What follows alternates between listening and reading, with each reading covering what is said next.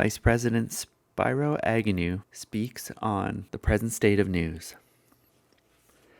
Tonight I want to discuss the importance of the television news medium to the American people. No nation depends more on the intelligent judgment of its citizens. No medium has a more profound influence over public opinion. Nowhere in our system are there fewer checks on vast power. So nowhere should there be more conscientious responsibility exercised than by the news media. The question is, are we demanding enough of our television news presentations? And are the men of this medium demanding enough of themselves? Monday night, a week ago, President Nixon delivered the most important address of his administration, one of the most important of our decade. His subject was Vietnam. His hope was to rally the American people to see the conflict through to a lasting and just peace in the Pacific. For 32 minutes, he reasoned with a nation that has suffered almost 1/3 casualties in the longest war in its history. When the president completed his address, an address that he spent weeks in preparing, his words and policies were subjected to instant analysis and querulous criticism. The audience of 70 million Americans gathered to hear the President of the United States was inherited by a small band of network commentators and self-appointed analysts, the majority of whom expressed in one way or another their hostility to what he had to say. It was obvious that their minds were made up in advance. Those who recall the fumbling and groping that followed President Johnson's dramatic disclosure of his intention not to seek re-election have seen these men in a genuine state of non-preparedness. This was not it. One commentator twice contradicted the president's statement about the exchange of correspondence with Ho Chi Minh. Another challenged the president's abilities as a politician. A third asserted that the president was now following the Pentagon line. Others, by the expressions on their faces, tone of their questions, and the sarcasm in their responses, made clear their sharp disapproval.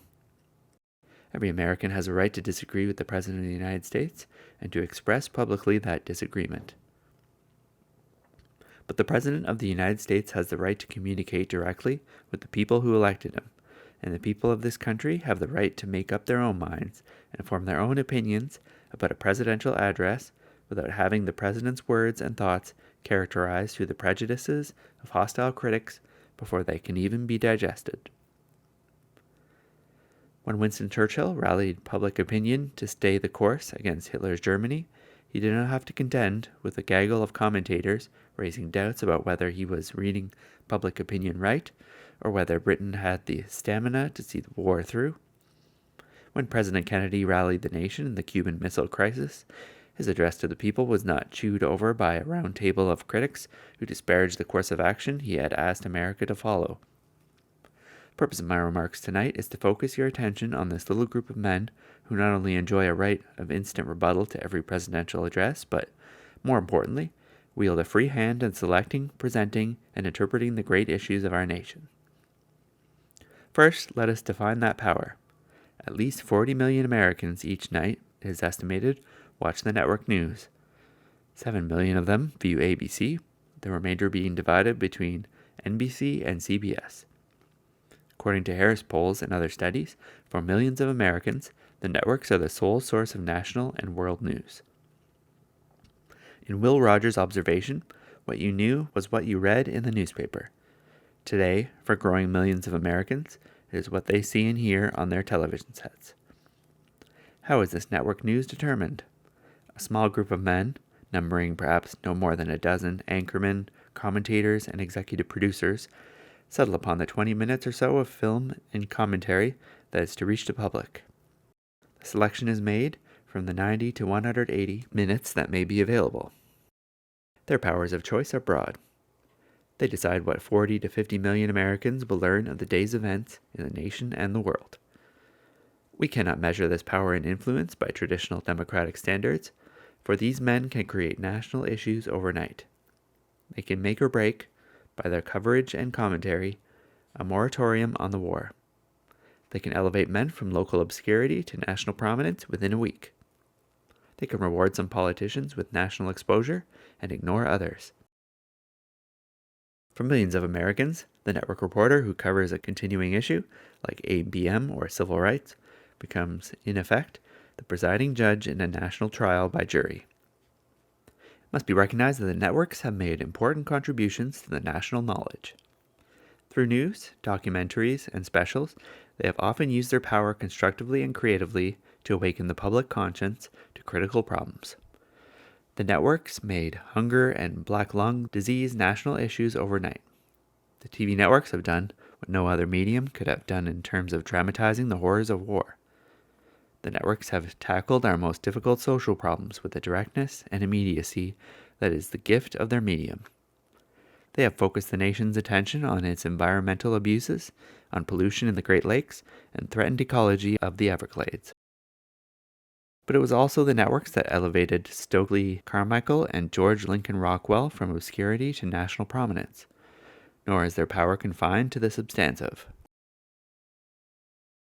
A raised eyebrow, an inflection of the voice, a caustic remark dropped in the middle of a broadcast can raise doubts in a million minds about the veracity of a public official or the wisdom of a government policy. One federal communications commissioner considers the power of the networks to equal that of the local, state, and federal governments combined. Certainly, it represents a concentration of power over American public opinion unknown in history. What do Americans know of the men who wield this power? Of the men who produce and direct the network news, the nation knows practically nothing. Of the commentators, most Americans know little other than that they reflect an urbane and assured presence, seemingly well informed on every important matter. We do know that, to a man, these commentators and producers live and work in the geographical and intellectual confines of Washington, D.C. or New York City, the latter of which James Reston terms the most unrepresentative community in the entire United States. Both communities lack in their own parochialism. We can deduce that these men thus read the same newspapers and draw their political and social views from the same sources. Worse, they talk constantly to one another, thereby providing artificial reinforcement to their shared viewpoints. The views of this fraternity do not represent the views of America. That is why such a great gulf exists between how the nation received the president's address and how the networks reviewed it. As with other American institutions, perhaps it is time the networks were made more responsive to the views of the nation and more responsible to the people they serve. I am not asking for government censorship or any other kind of censorship. I am asking whether a form of censorship already exists when the news that 40 million Americans receive each night is determined by a handful of men responsible only to their corporate employers and filtered through a handful of commentators who admit their own set of biases. Questions I am raising here tonight should have been raised by others long ago. They should have been raised by those Americans who have traditionally considered the preservation of freedom of speech and freedom of the press their special provinces of responsibility and concern. They should have been raised by those Americans who share the view of the late Justice Learned Hand that right conclusions are more likely to be gathered out of a multitude of tongues than through any kind of authoritative selection. Advocates for the networks have claimed a First Amendment right to the same unlimited freedoms held by the great newspapers of America. The situations are not identical. Where the New York Times reaches 800,000 people, NBC reaches 20 times that number with its evening news. Nor can the treacherous impact of seeing television film and hearing commentary be compared with reading the printed page. And in the network's endless pursuit of controversy, we should ask, what is the end value? To enlighten or to profit? What is the end result? To inform or to confuse? How does the ongoing exploration for more action, more excitement, more drama serve our national search for internal peace and stability? Gresham's law seems to be operating in the network news. Bad news drives out good news. The irrational is more controversial than the rational. Concurrence can no longer compete with dissent. 1 minute of Eldridge Cleaver is worth 10 minutes of Roy Wilkins. The labor crisis settled at the negotiating table is nothing compared to the confrontation that results in a strike. Or, better yet, violence along the picket line. Normality has become the nemesis of the evening news. The upshot of all this controversy is that a narrow and distorted picture of America often emerges from the televised news. A single dramatic piece of the mosaic becomes, in the minds of millions, the whole picture. The American who relies upon television for his news might conclude that the majority of American students are embittered radicals, that the majority of black Americans feel no regard for their country, that violence and lawlessness are the rule rather than the exception on the American campus. None of these conclusions is true. Television may have destroyed the old stereotypes, but has it not created new ones in their place?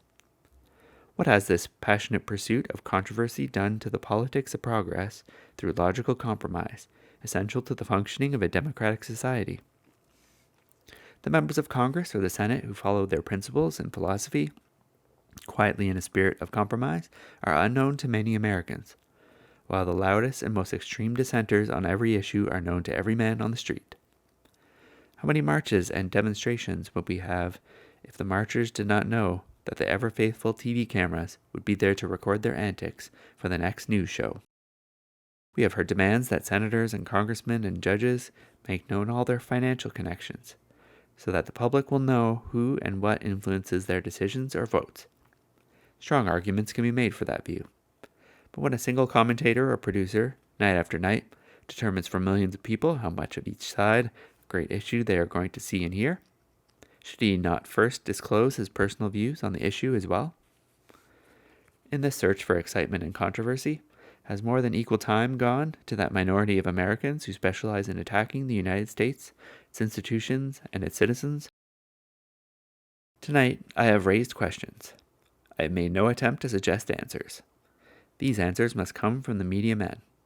They are challenged to turn their critical powers on themselves.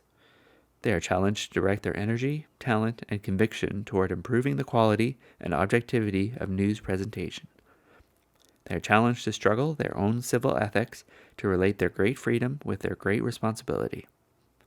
And the people of America are challenged too, challenged to press for responsible news presentations. People can let the networks know that they want their news straight and objective. The people can register their complaints on bias through mail to their networks and phone calls to local stations. This is one case where the people must defend themselves, where the citizen, not government, must be the reformer, where the consumer can be the most effective crusader. By way of conclusion, let me say that every elected leader in the United States depends on these men of the media. Whether what I have said to you tonight will be heard and seen by all, by the nation, is not my decision. It is not your decision. It is their decision. In tomorrow's edition of the Des Moines Register, you will be able to read a news story detailing what I have said tonight. Editorial comment will be reserved for the editorial page where it belongs. Should not the same wall of separation exist between news and comment on the nation's networks? We would never trust such power over public opinion in the hands of an elected government. It is time we questioned it in the hands of a small and unelected elite. Great networks have dominated America's airwaves for decades. The people are entitled to a full accounting of their stewardship.